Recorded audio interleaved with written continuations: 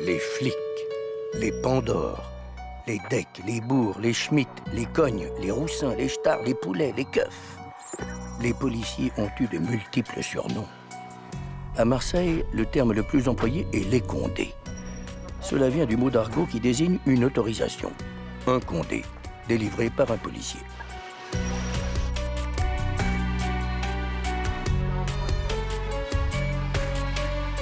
Être policier à Marseille, c'est comme être policier à Paris ou à Lyon. Simplement, il y a des légendes, il y a des histoires. Marseille est fait d'histoires. Il y a 500 braquages par an, donc on ne peut pas comparer avec d'autres villes où il y a 50 braquages. Il faut des gens vraiment qui connaissent bien ce milieu, qui connaissent une certaine mentalité et qui connaissent la ville, les structures, tout, enfin, vraiment, tout le haut, le bas, le fond du panier. Tout le monde se connaît finalement, hein, et que ce soit les voyous qui connaissent les policiers et les policiers qui connaissent les voyous. Alors le regard d'un policier, c'est ça.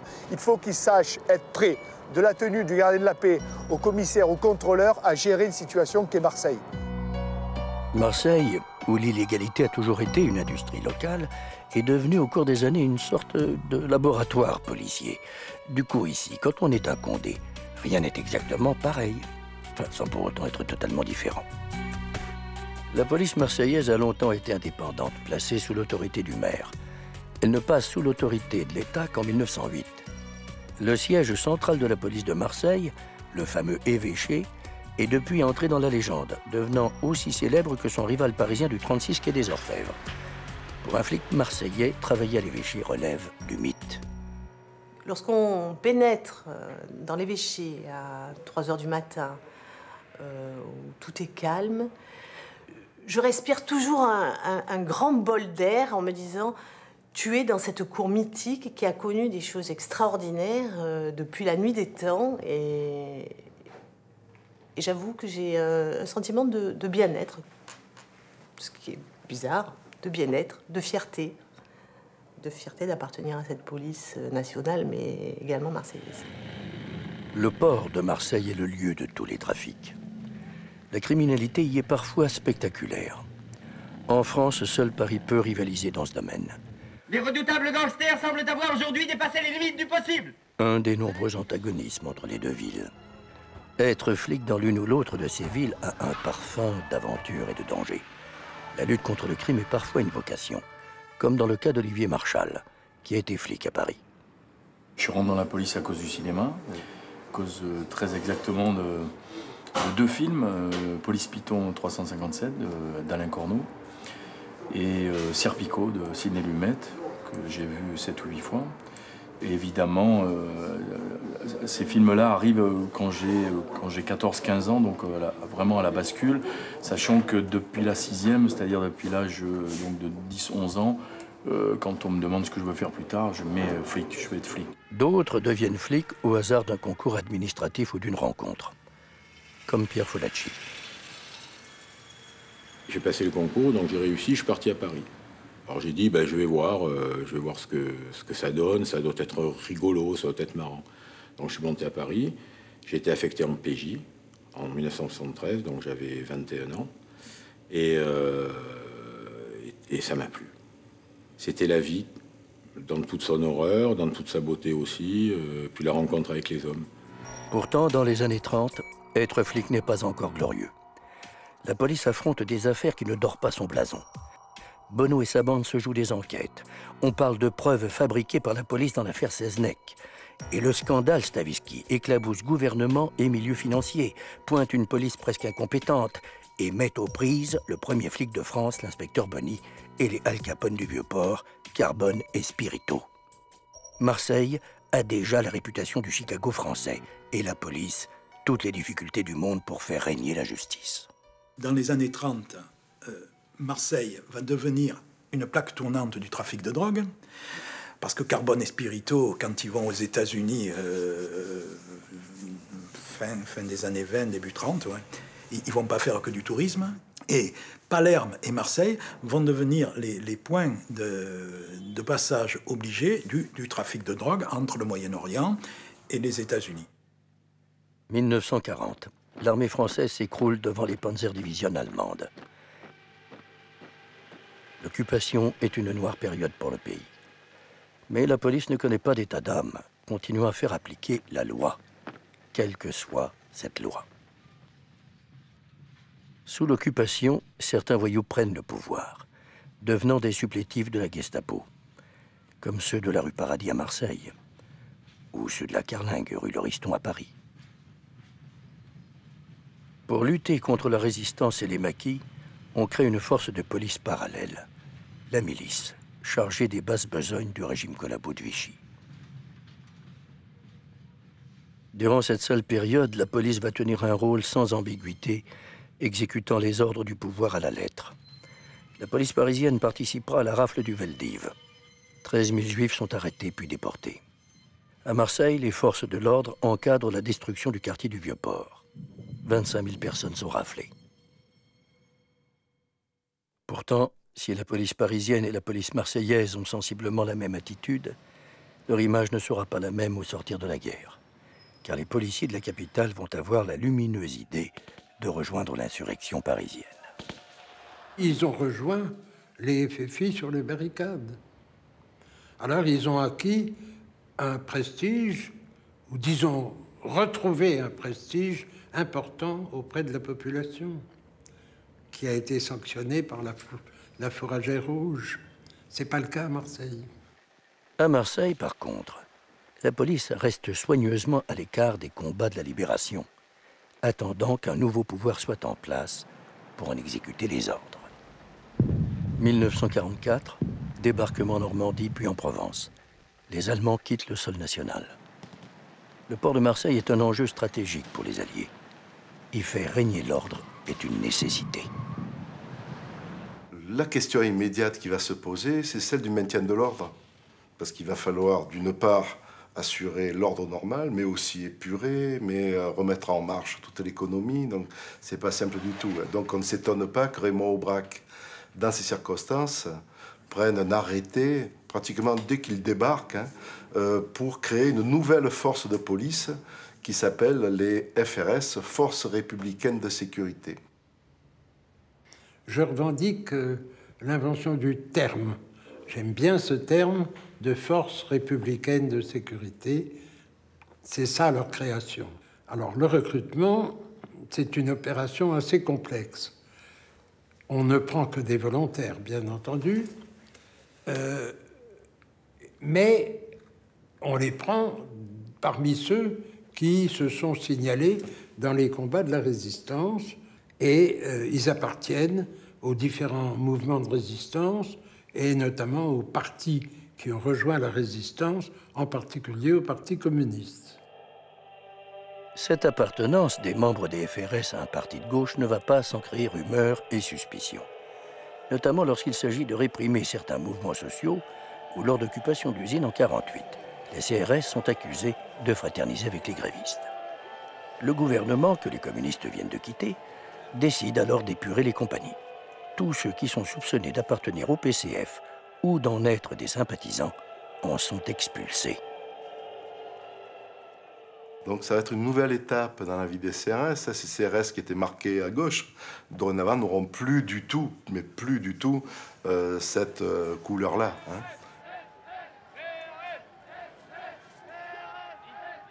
Et vous savez que le slogan CRS-SS, ça date de 1948. Ça n'a pas été inventé en 68, contrairement à ce qu'on passe.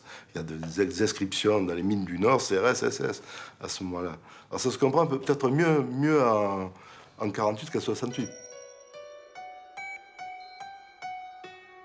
Dans le Marseille de l'immédiat après-guerre, de troubles alliances se sont nouées, comme celle que le maire socialiste Gaston Defferre entretiendra longtemps avec des membres éminents du milieu. Les années 50, c'est l'âge d'or du banditisme. Le gang des tractions avant, assemblage de résistants dévoyés, de flics véreux et d'anciens gestapistes français, multiplie les hold-up à bord des bagnoles les plus rapides de l'époque. Côté sud, à Marseille, les truands braquent les bijoux de la richissime Begum. Et l'affaire d'hominicide effraie la chronique judiciaire. Dépassée, archaïque, incompétente, violente, expéditive et parfois malhonnête, la police marseillaise n'a pas une aura de légende. La police parisienne n'est pas pour autant mieux lotie. Être flic à Marseille ou à Paris n'est pas une chose simple. Mais de toute manière, être flic n'est jamais facile, quelle que soit l'époque.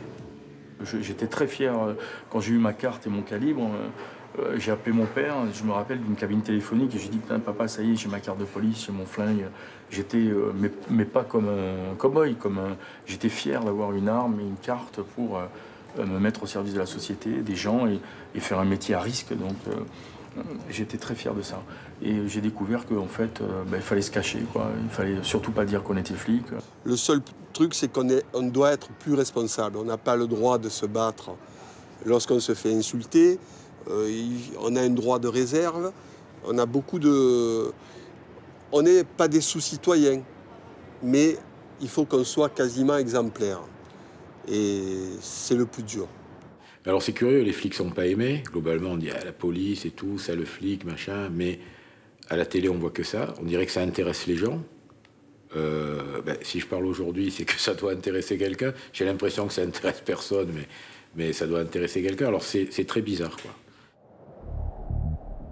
Les années 50, c'est aussi la fin de l'Algérie française. Avec ce que l'on s'obstine à appeler une opération de police pour déguiser une guerre qui ne veut pas dire son nom. Le retour au pouvoir de De Gaulle durcit la situation. Une force opposée à l'indépendance, l'organisation de l'armée secrète, sème la terreur en Algérie mais aussi sur tout le territoire métropolitain. La police est impuissante à contrer l'OAS. Alors, une nouvelle fois, on fabrique une police parallèle. Le service d'action civique, le sulfureux sac. Début des années 60, les flics marseillais sont confrontés à l'héritage de Carbone et Spirito, le trafic de drogue. Celui-ci prend une ampleur qui les dépasse. Marseille et son port, d'envergure internationale, sont la plaque tournante du trafic d'héroïne mondial. La blanche, produite ici, est la meilleure du monde. Un savoir-faire qui inquiète les Américains dont le marché est le premier visé. Ce trafic d'héroïne se développe. Pourquoi? Parce qu'il n'y a qu'à Marseille qu'on fabrique de l'héroïne blanche. Les filières asiatiques n'existent pas. La cocaïne, c'est prisé juste par les quelques milieux show business intellectuels. Donc la demande d'héroïne est fournie par la plaque marseillaise, quoi. Hein. Vous connaissez Marseille, ça a été la porte de l'Orient, c'est un port cosmopolite, c'est un refuge de gens sans aveu, de hors-la-loi. Marseille est un milieu où se côtoient tous les milieux. Dans ce Marseille interlope et venimeux face à ce que le monde du crime produit de plus audacieux, la police locale se débat avec des méthodes d'un autre âge et des moyens dérisoires. On dit pourquoi la police faisait rien. La police n'avait pas de voiture. On avait une voiture pour 10 ou 15, des voitures en mauvais état, toujours détronchées. Et en plus, on avait un contingent de lignes téléphoniques très limité, si vous voulez, parce que les écoutes se faisaient avec les PTT. On n'avait pas d'écoute sauvage, on n'avait pas de techniciens. Mais les renseignements restaient toujours des renseignements en style RG, quoi. Ils avaient une pile de renseignements, un tel transforme la cam, un tel est en relation avec la mafia, avec Otroni au Canada, ou avec la mafia du Cheta, toute l'équipe à New York, les familles à New York. Elle arrive sur la 9e avenue. En plus du manque de moyens, la police marseillaise emploie pour parvenir à ses fins des méthodes pour le moins contestables. Et ils utilisaient la magnéto, quoi. Hein, c'était le système. Ça avait été ramené d'Algérie, l'Algérienne. Il y avait des vieux flics qui revenaient d'Algérie, qui avaient manipulé l'Algérienne. Alors, ils disaient, c'est bon, il n'y avait pas de problème. Alors, à l'évêché, il y avait un bureau spécial. Quand on n'avait pas parlé, c'est qu'on était solide. Alors, quand on parlait, ben, ça faisait des procédures. Évidemment, les magistrats, c'était des magistrats de l'ancienne époque, d'origine bourgeoise, la plupart. Grande bourgeoisie, ils n'avaient rien à foutre. La police, c'était sale. On leur ramenait un dossier. Si le dossier tenait, c'était bien. Si le gars n'avait pas de traces, il avait beau se plaindre, il racontait des conneries. Ces techniques d'interrogatoire ont heureusement cédé la place à des méthodes plus psychologiques, davantage basées sur le rapport humain que sur le coup de bottin sur la tronche. On regarde beaucoup les gens, on les écoute beaucoup, il faut écouter beaucoup, qui que ce soit. On arrive à sentir les gens, on arrive à dresser le profil souvent des personnes sans même leur avoir parlé, même au niveau, ne serait-ce qu'au niveau de la morphologie. Moi, je crois beaucoup à ça. Il faut nouer un dialogue avec le type, parce que lui aussi est fermé. Lui, s'il ne connaît que la violence, il faut lui apprendre qu'il y a autre chose. Donc il faut canaliser ça. Il faut arriver à savoir qui il est et arriver à nouer un dialogue avec lui, ne serait-ce que pour les auditions, etc., et pour la manifestation de la vérité. On ne peut pas répondre à la violence. D'abord, on est dans un état de droit, tout le monde le sait. Pas lui sauter dessus, lui taper sur la gueule, puis il va avouer peut-être n'importe quoi. On se trompe parfois, c'est vrai, mais c'est pas toujours, c'est pas une science exacte.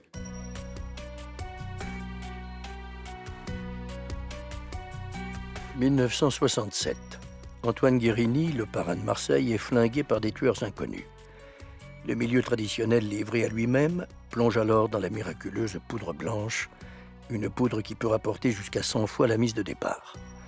La police, avec ses techniques d'investigation dépassées, est totalement hors course. C'est l'apogée de ce que journalistes et cinéma vont populariser sous le nom de French Connection. La signature de ce protocole marque une date importante dans la lutte contre les trafiquants. Nous resserrons tous les jours davantage notre coopération entre la police des États-Unis et la police française. 1970. Sous la pression des Américains qui veulent que les Français prennent enfin le problème à leur compte, la législation change. La loi de 70 condamne les trafiquants à 20 ans de prison là où ils ne risquaient que 5. Raymond Marcellin, ministre de l'Intérieur, nomme 2 de ses meilleurs flics, Lemuel et Morin, à la tête de la lutte contre le trafic. C'était pas facile, car c'était toujours géré par de toutes petites équipes qui ne se dénonçaient pas entre elles, puisqu'ils étaient tous solidaires du résultat. Morin est envoyé à Marseille prendre la direction des stupes.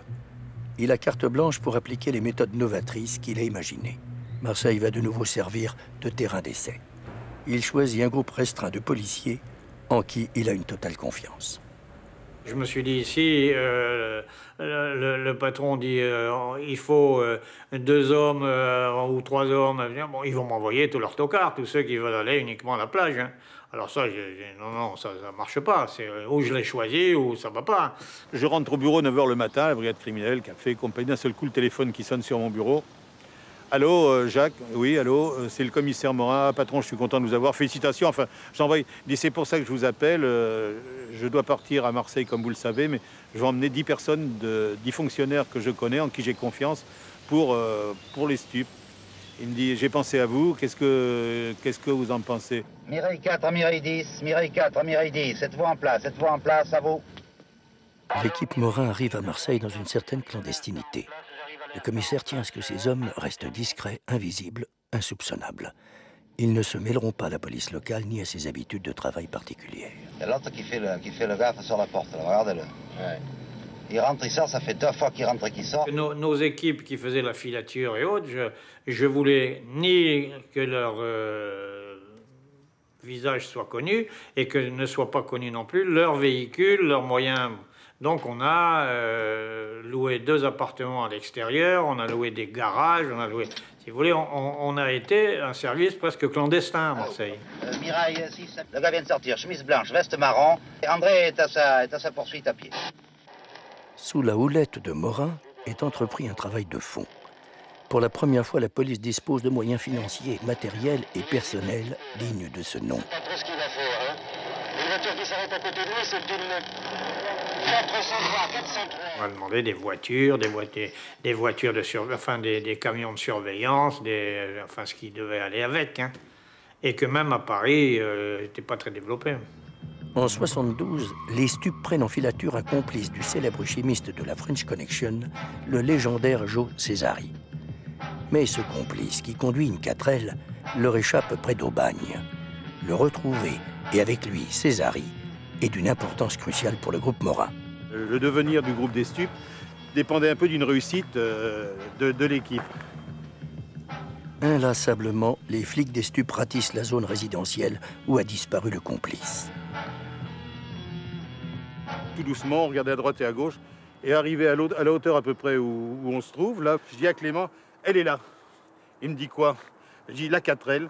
Et effectivement, à l'intérieur de la propriété, il y avait l'avant de la 4L, mais si la voiture avait été 10 mètres plus loin, si le type s'était garé normalement, eh bien, On était marrons, quoi. Le patron, M. Morin, prévient les Américains avec lesquels on travaillait, prévient bien sûr rendre compte aux autorités judiciaires. Et il y a une surveillance qui se met en place. Et le lendemain, à 6 h du matin, intervention, pénétration dans la villa. Et en forçant une porte, on rentre dans le laboratoire composé de tout le matériel dont on se servait. Mais personne, aucun chimiste à l'intérieur. Même malgré tout, dans une armoire, on trouve quand même une centaine de kilos d'héroïne. Un laboratoire où tout était conçu d'une façon artisanale, sans doute, mais qui était en vérité une véritable usine de production d'héroïne pure. Césari, arrêté chez lui quelques heures plus tard, nie son implication. L'inculpé est impossible car il n'a pas été arrêté dans le laboratoire. Morin va alors le confondre grâce à une autre chimiste appartenant à la police, celle-ci, Mademoiselle Quick. Cette dernière parvient à prélever sur un pantalon trouvé dans le labo les traces d'une lésion cutanée que Césari porte à la jambe. Coincé, Césari avoue. Pour la première fois, police judiciaire et police scientifique triomphent ensemble des malfaiteurs. Dorénavant, Mademoiselle Quick et ses éprouvettes feront partie intégrante de la méthode Morin. Elle s'est rapidement passionnée pour nos travaux et autres, et alors elle-même, elle peaufinait ses recherches et autres pour nous aider à trouver les éléments. Parce que c'est important, la police scientifique, hein, quand on peut trouver des éléments, car ils ne sont pas contestés devant le tribunal, si vous voulez. Ce qu'elle apportait, c'était définitif, si vous voulez. La méthode Morin est basée sur des dossiers solides, des surveillances, des enquêtes financières, des démantèlements de réseaux, des études scientifiques. Acharnés, implacables, Morin et son équipe apprennent tout de leur cible. Ah, moi, je disais, quand on les arrête, on n'a plus que leur nom et leur prénom à demander. Tout le reste, c'est nous qui l'écrirons. Une fois qu'ils nous ont donné l'état civil, c'est nous qui écrivirons toute la suite. Je dois dire sans forfanterie qu'on a surpris pas mal.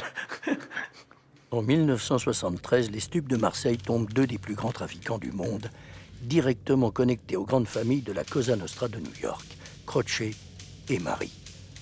Avec leur arrestation, la French Connection est moribonde.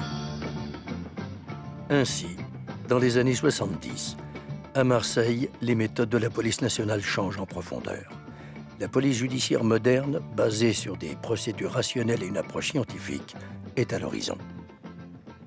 Cette bascule qui se produit dans le mode opératoire de l'enquête à la fin des années 60, où de l'infiltration qui était faite, donc que Lucien Aimé Blanc était un bon spécialiste, et Blément était tellement bien infiltré qu'il est devenu voyou. Ça, c'est l'infiltration poussée à l'extrême, où à la fin des années 60, on bascule de l'infiltration du milieu au renseignement. C'est-à-dire le flic marseillais, il est quand même dans l'ensemble plus efficace, me semble-t-il, et plus dans son terroir quand il fait de l'infiltration et que donc il côtoie le voyou. Jusqu'aux années 70, on n'avait pas les moyens techniques que l'on a eu après les années 70, des filatures, des écoutes téléphoniques, des surveillances. Donc on n'avait pas ce matériel technique qui permettait de surveiller les voyous de l'extérieur. Et pour avoir des renseignements sur la voyoucratie, sur la truanderie locale, il fallait bien qu'il y ait des flics qui aillent au contact des voyous pour être renseignés. Il fallait avoir des indices, il fallait faire des cadeaux à des petits voyous pour attraper les gros. Et donc, tout ça, ça a été un modèle du genre à Marseille. Parce que, évidemment, la mentalité méditerranéenne fait que, à un moment donné, ce que je disais tout à l'heure, il y a beaucoup de flics qui pensaient qu'on pouvait... ils étaient flics, mais ils auraient pu être voyous. Il y avait une espèce pas de consanguinité, mais presque, entre flics et voyous. Cette quasi-consanguinité va créer une nouvelle mythologie. De policiers, on passe à flics, mélange d'aventuriers urbains, de cow-boys rebelles et de héros de romans. Le cinéma et le polar moderne vont se charger de populariser le mythe. On le voit à travers mon cinéma, après on aime ou on n'aime pas mes films, mais il y a toujours la magnificence, c'est toujours représenté comme des guerriers, des mercenaires, il y a le côté cuir, la barbe, le truc et tout. Bon, il y a toujours cette part de rêve que m'a procuré ce métier. Le héros, quand il s'agit d'un flic, c'est toujours le flic marginal, le flic qui se rebelle contre sa hiérarchie, contre... Hein, c'est Antigone. La police change de méthode, mais aussi de look. On passe du pardessus et du chapeau mou au jean et au cuir. Ils doivent pouvoir se glisser dans tous les milieux, faire des filatures, des surveillances. Donc ils s'habillent un peu comme les voyous, ils s'adaptent au milieu. C'est pour ça qu'on a eu souvent l'image du policier en jean, en blouson, parce que bon, bah oui, vous faites une interpellation, c'est mieux d'être en blouson de cuir hein, qu'un jean et puis des bonnes chaussures ou des bottes, etc., qu'en costume cravate.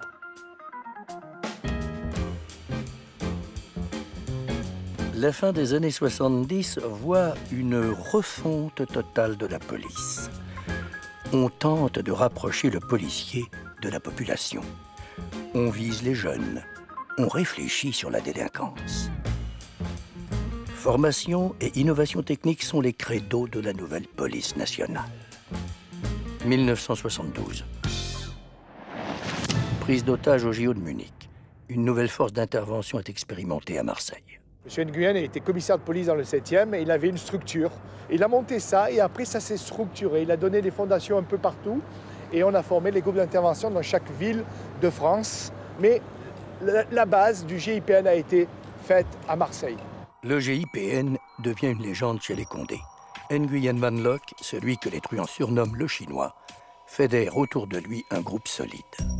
J'aurais pu avoir les meilleurs tireurs du monde, les meilleurs judokas du monde. Si entre eux, il n'y avait pas la cohésion que je voulais, j'aurais eu du sable dans les mains. La violence qui ne cesse d'augmenter met les policiers face à de nouvelles données humaines, comme la nécessaire gestion du stress ou de la peur, omniprésent dans le métier de flic. Moi, j'étais peureux quand j'étais jeune. J'ai toujours été plus ou moins peureux d'ailleurs. Hein. Non, j'étais pas... Après j'ai transformé la peur, quand j'étais dans la police, je ne disais pas que j'étais peureux, je ne pouvais pas le dire. Ça me faisait chier, mais j'étais obligé d'aller en tête des... Quand il y avait un braquage, j'étais toujours le premier pour vaincre la peur et pour dire, oui, bien sûr, je n'étais pas peur. Après, je transformais la peur en prudence. Je dis, je suis prudent. Moi, j'ai eu des collègues dans la détresse parce qu'ils avaient assisté à une scène de crime violente ou une interpellation violente ou une fusillade où ça avait chauffé pour leurs oreilles et qui étaient dans un état, qui était en détresse complète. Avant, le flic, il avait honte d'avoir peur de la mort. C'est la vision de la mort, il faut l'affronter, surtout quand on n'y est pas préparé. Moi, j'ai ce problème-là avec la mort. Pendant un moment, j'étais pas bien parce que j'en avais marre de voir des cadavres, j'en avais marre de voir le drame en permanence. Il a fallu que je prenne sur moi parce qu'il n'y avait aucune structure. Et puis, j'avais pas envie de dire à mon collègue, tu sais, moi, les cadavres, j'en ai marre d'en voir. Je supporte plus les autopsies, je supporte plus d'aller annoncer aux familles qu'un tel est mort dans leur famille, où on a retrouvé 100 têtes, etc. C'était insupportable. Et quand je me suis aperçu, donc il n'y avait pas de structure qui existait. Et heureusement, depuis quelques années, ça existe. Et on est plutôt pas mal, encore qu'il y a beaucoup de choses à faire, plutôt pas mal pris en charge. Mais quand, à force de parler avec les uns et les autres, quand on s'aperçoit, quand moi je me suis aperçu que 2-3 de mes collègues, ils étaient comme moi, je me suis senti mieux. J'ai dit, tu n'es pas le seul et finalement, tu es normal. Tu es normal et tu peux continuer dans ce métier parce que c'est pas évident.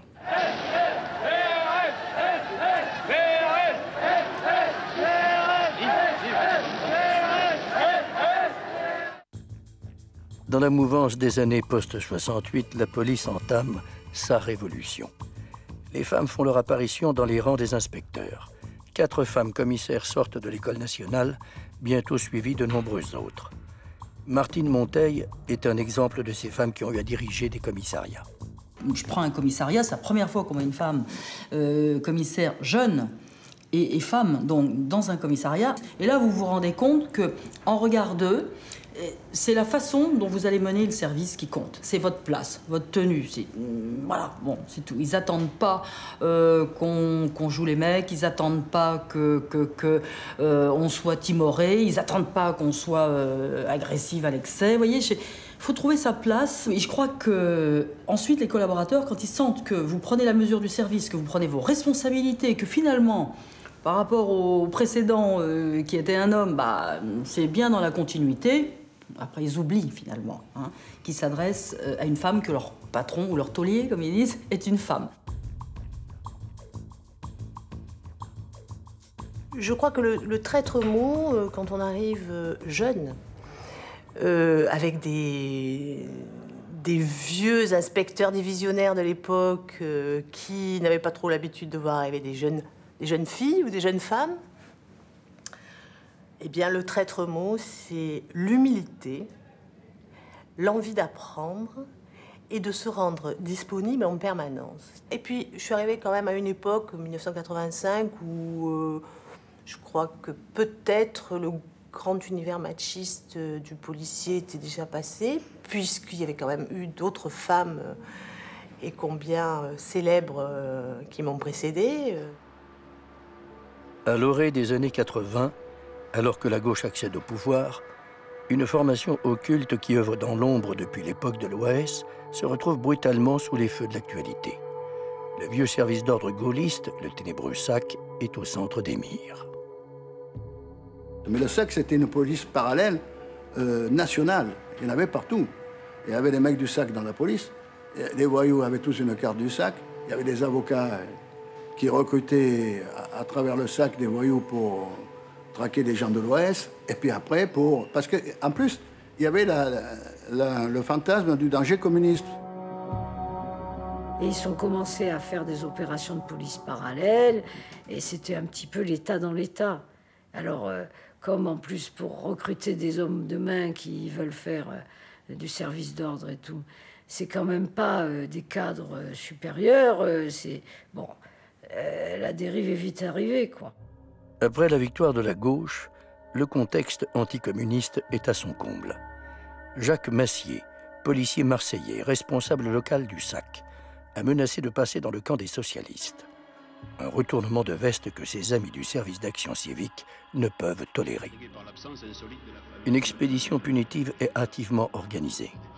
Massier et 5 membres de sa famille, dont son fils de 8 ans, sont sauvagement assassinés. Les policiers du SRPJ de Marseille prennent l'affaire en main et se penchent sur les activités extra-professionnelles de leurs collègues. Massier était responsable local du SAC, le service d'action civique. Les meurtriers sont rapidement retrouvés. Françoise Laurence, magistrate chargée de l'instruction, va longuement entendre les prévenus et le récit de l'horreur. Finocchietti va craquer pendant cette garde à vue. Pendant 3-4 heures, Finocchietti m'a raconté cette nuit-là. Je ne vous cacherai pas que j'apprenais beaucoup de choses ce jour-là sur ce que pouvaient être les activités du service d'action civique dans les Bouches-du-Rhône. On m'avait dit qu'on ne pouvait pas rentrer, en tous les cas, être adhérent au SAC avec un casier judiciaire. J'ai eu la surprise de retrouver des noms de personnes que j'avais eu l'occasion de mettre en examen bien avant, et j'ai retrouvé comme ça de vieilles connaissances. Donc c'est des bras cassés qui se prennent pour des espions. Ils rêvent tous de rentrer à la DGSE, hein, il faut le savoir, tous autant qu'ils sont. Ils pensent qu'ils vont rentrer à la DGSE, qu'ils défendent la France éternelle, parce que les socialistes sont arrivés au pouvoir, donc les communistes vont mettre la France en coupe réglée. La tuerie d'Auriol sonne la fin du SAC et de l'impunité qui était la sienne. Mais les rapports troubles entre pouvoir politique, pègre et police mettront encore des années à se clarifier. Avant, on savait pertinemment que le SAC, pour financer le parti de Gaulle, de gaulliste, faisait des braquages. Donc on connaissait les truands qui allaient au braco pour le SAC. Enfin, moite-moite, hein, un peu pour le SAC, un peu pour nous. Bon, toujours été... Ça, on le savait. Alors, avant, c'était comme ça. Donc, on se disait, c'est pas terrible comme façon de financer le parti. Mais il n'y avait pas des crimes comme la tuerie d'Auriol. Enfin, je veux dire, ça a dépassé l'entendement que pour une rivalité de pouvoir au sein du SAC, on massacre une famille, on exécute, on achève à coups de tisonnier un enfant de 8 ans. Enfin, je veux dire, on a atteint l'horreur et l'abjection la plus totale. On imagine ce que les enquêteurs de la tuerie d'Auriol, qui découvrirent les corps des victimes dans une mine abandonnée, ont dû ressentir. Une horreur que les policiers ont très souvent du mal à gérer et qui peut les hanter pendant des années. Moi, j'étais dans un milieu protégé à Marseille. Quand je me suis trouvé sur ma première scène de crime, j'y pense encore, jamais oublié. C'était deux personnes âgées qui avaient été violées Une qui avait 79 ans, l'autre 84 ans, qui avait été violée par deux types, deux jeunes de 25 ans. C'était en Seine-Saint-Denis d'ailleurs. L'une d'elles est morte suite à ces sévices, puisque il y a eu viol qui avait duré une nuit entière. Et je me souviens, c'est des détails comme ça qui sont durs à vivre. Je me souviens sur la télé, il y avait, c'était un petit appartement très modeste. Sur la télé, il y avait le petit couple en plastique d'une pièce montée de mariage, à côté de la photo des enfants.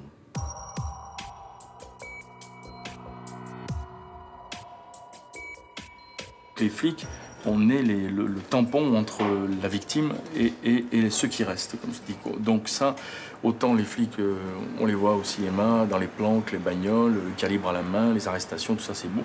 Mais on oublie, on occulte totalement ce côté, en fait, très psychologique de la fonction, qui fait que les premiers hurlements de douleur, de chagrin, les cris, l'hystérie des mamans, des parents, quand il s'agit de crimes sur les enfants ou de choses comme ça, font qu'on est aux premières loges. Et ça, c'est vrai que c'est toujours ce qui m'a profondément choqué, ça a été ça. Donc déjà, ça sont des images que je ramenais à la maison. Quelque temps après la tuerie d'Auriol, une autre affaire célèbre va défrayer la chronique. Si un juge a déjà été assassiné à Lyon, celui qui l'est à Marseille l'est pour d'autres raisons. Son combat contre la pègre, contre le trafic de drogue, sa relation avec les magistrats anti-mafia italiens font de sa mort un symbole. L'assassinat du juge Michel par des tueurs à moto est un tournant de l'histoire de la police et de la justice. L'assassinat de Pierre Michel, c'est un drame à trois niveaux, je dirais. Il y a un drame familial, bien sûr, un drame humain. C'est un homme, père de famille, qui meurt. Il y a un drame institutionnel, je dirais, parce que c'est un des piliers de la République qu'on vient de toucher, c'est-à-dire la justice. On attaque directement la justice, et de front, en plein jour. Et le troisième volet, c'est un volet politique, parce qu'il ne faut pas oublier qu'en 81, Gaston Defferre est maire de Marseille et ministre de l'Intérieur. On lui fait quasiment un bras d'honneur. Grâce à des empreintes retrouvées sur un autocollant de leur moto, les tueurs du juge sont rapidement interpellés. Mais l'enquête ne parvient pas à éclaircir totalement les raisons de sa mort. Et les véritables commanditaires resteront dans l'ombre. Moi, je reste intimement persuadé que Pierre Michel n'a pas dérangé que le milieu marseillais. Et je suis persuadé que Cosa Nostra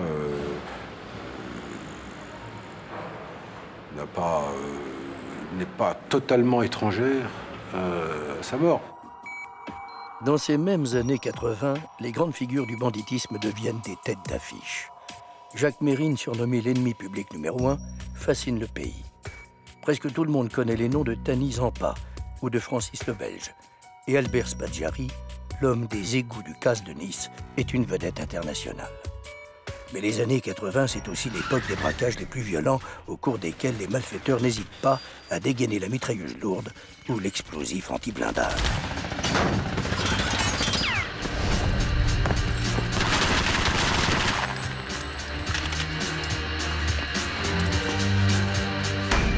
À Marseille, le braquage au lance-roquettes est une spécialité locale, à tel point que l'on fait appel à de grands flics comme Roger Marion, celui que ses hommes surnomment Eaglefort, en référence à son approche parfois rude du commandement et des affaires.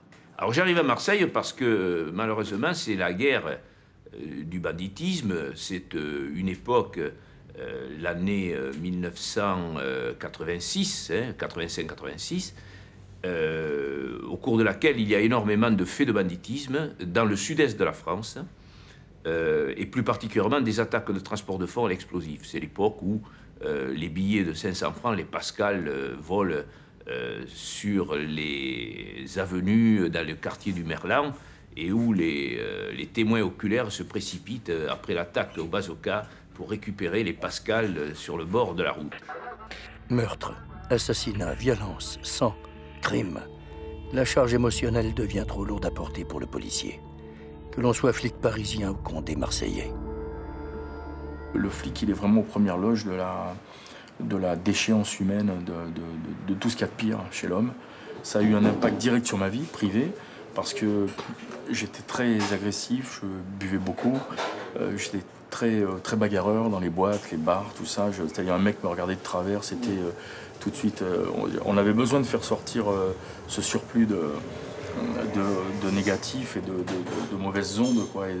Et donc, il se passe un truc très bizarre, c'est que on se met du côté des flics, on se met dans cette souffrance-là, et tous ceux qui n'appartiennent pas à cette famille, on les condamne, quoi. C'est-à-dire on les rejette.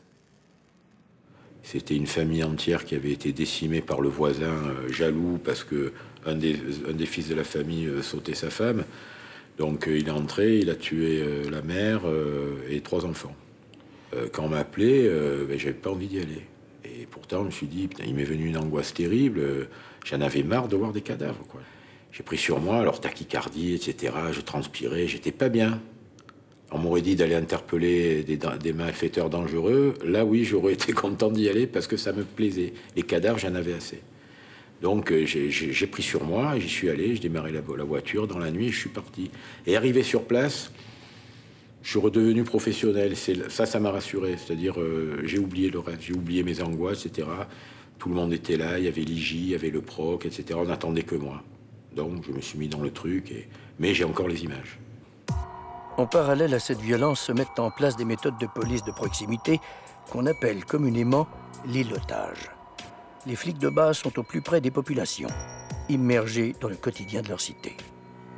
On s'aperçoit beaucoup que le renseignement vient souvent par la petite personne, l'ouvrier, le boulanger, le charcutier, qui a une information sur des jeunes qui causent des insanités ou qui vendent certains produits qui sont toxiques à la jeunesse. Et le renseignement fait. L'îlotage, qu'est-ce qu'il faisait? Il ne faisait que du renseignement et aussi du social. Ce qui a permis de connaître et de bien structurer un quartier, de connaître tous les éléments du quartier en structure, je veux dire, délinquante et aussi en structure de gens qui veulent apporter quelque chose au quartier. La rivalité Paris-Marseille ne connaît pas de répit.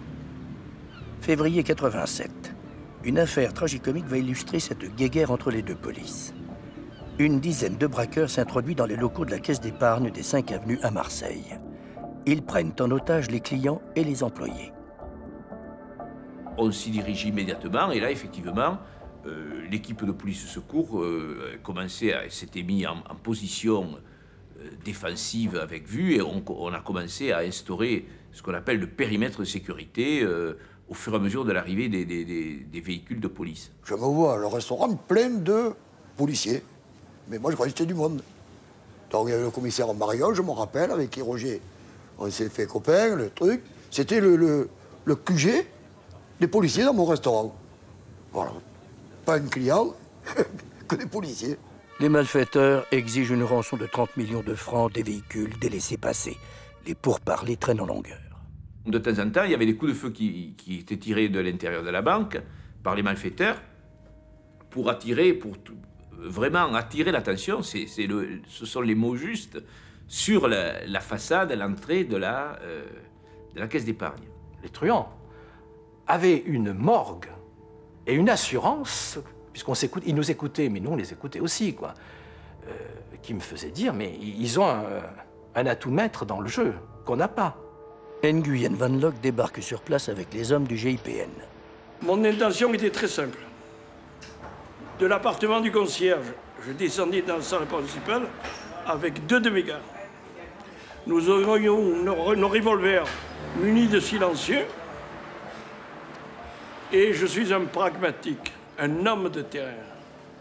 Chacun de nous prenait une cible. 7 voyous. On en a abattu 3, je vous garantis, les autres sortent.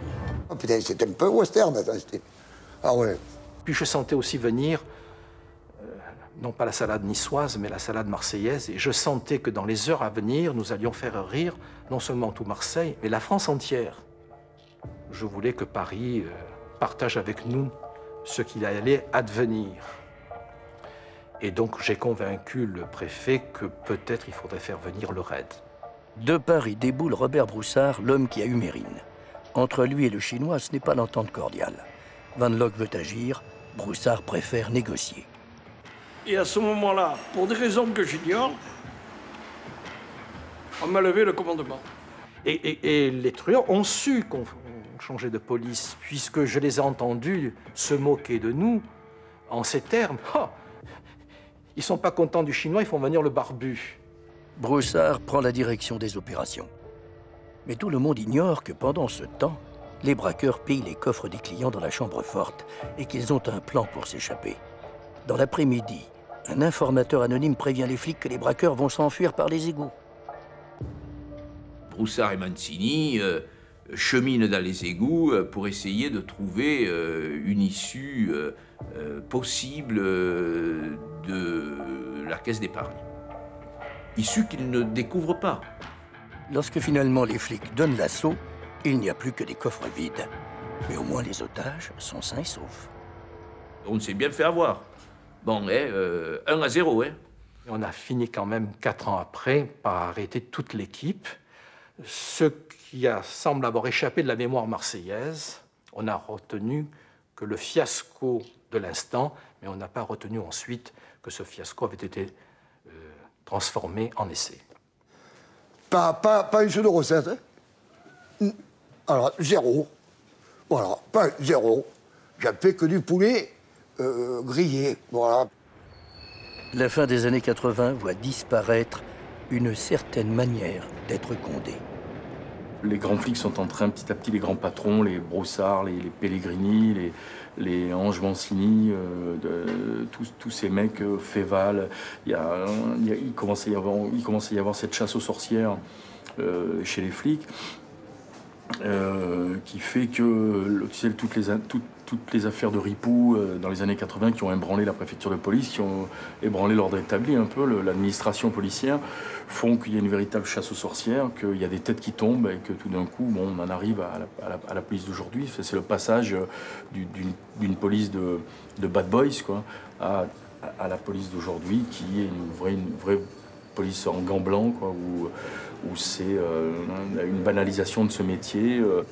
Les années 90 voient l'émergence d'une police différente, formée à d'autres méthodes.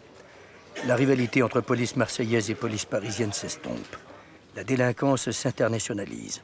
Le terrorisme devient le centre des préoccupations sécuritaires. La mondialisation mène ses effets jusque dans l'univers du crime. Malheureusement, ce monde change, les capacités extraordinaires de relations, les nouvelles technologies font que les capacités d'action des structures criminelles sont décuplées.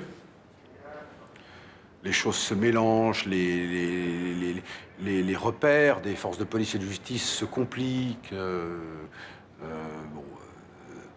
Travailler un milieu organisé sur le proxénétisme, comme à Marseille dans les années 50, ça pouvait être encore faisable, mais travailler sur les mafias albanaises ou italiennes qui opèrent sur les grands réseaux de prostitution sur l'Europe de l'Ouest, c'est peut-être plus difficile, en tout cas pour une force de police française ou allemande, ou suisse, ou italienne. Finalement, Condé à Marseille ou flic à Paris, c'est à la fois pareil et différent. Même si Marseille garde une place à part dans la mythologie de la police. Mais en fait, peu importe. Qu'il y ait des orfèvres ou évêchés, l'endroit n'est pas important. Parce que flic, on l'est jusqu'au fond de l'âme. Et même quand l'heure de la retraite a sonné, ou que l'on a quitté le métier, on ne cesse jamais tout à fait d'être un policier.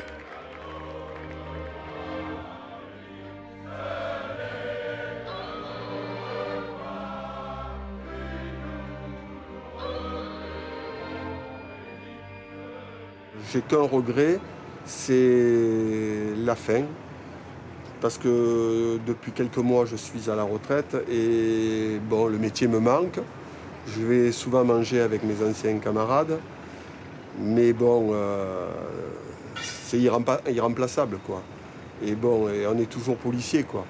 Quand je rentre dans un bar, pareil, quand je croise certains regards, je ne peux pas m'empêcher d'avoir des réactions, quoi. Hein. je crois qu'une part de moi est toujours flic maintenant. C'est vrai que dans la rue, bon, j'ai toujours... je regarde les plaques d'immatriculation, les mecs au feu, je regarde les tronches dans les voitures. Quand je rentre dans un bar, je regarde un peu aux tables, comme ça. Bon, c'est des conneries, je suis pas... Oui, il y a quelque chose qui reste. Il y a une parano, surtout. Il y a un vrai désenchantement, j'en parlais tout à l'heure, mais un désenchantement sur la vie en général, quoi. Je suis certainement toujours flic dans ma tête. Même si je regarde pas sans arrêt dans la rue, qu'est-ce qu'il fait lui, c'est pas à ce niveau-là. Mais en moi, ça me manque terriblement, quoi. Mes collègues me manquent, c'est pour ça que je veux plus y aller.